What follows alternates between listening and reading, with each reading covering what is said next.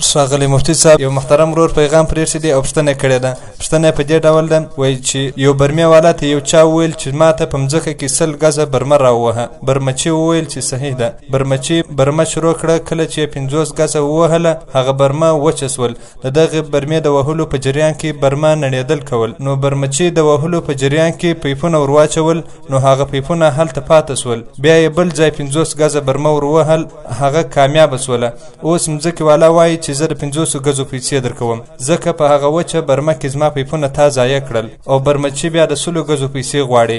نو آیا اوس برمچي د 100 ګزو د پیسو حقدار دی او که یا؟ مهرباني وکړئ محترم مفتي صاحب ورته جواب ووایاست. حامدا و مصلیا اما بعد. د محترم ورور د پوښتنې په جواب کې علماء کرام فرمایي که چیرې یو کس په مزدوري ونیول سي، هغه مزدور هغه کار وکړي، نو دغه مزدور د خپل اجرت پوره مستحق دی.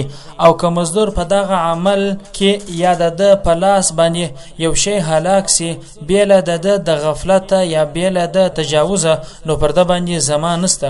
لهدا په مسؤله صورت کې برمچي خپل هغه 50 ګزه برمه چې په مځکه کې وروهلې ده د هغه مستحق هم دی، که څه هم هغه برمه وچه سوي. او همداسې د هغه برمې وڅنګ ته چې بله برمه وروهلې ده د هغه مستحق هم دی. لهدا د مځکې مالک به دغه برمچې ته دومره پیسې ورکوي څومره چې دغه برما وروهلې ده، که څه هم هغه برما وچه سوي دا په ده به تاوان نه دی.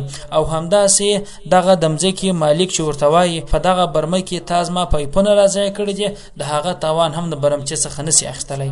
رد المحتار جلد 5 صفحه 48. همدا ډول فتاوای هندیه جلد 4 صفحه 500. همدا ډول در الحکام د علي حیدر جلد اول صفحه 442. همدا ډول مجمع الزمانات صفحه 250. والسلام علیکم ورحمة الله وبرکاته.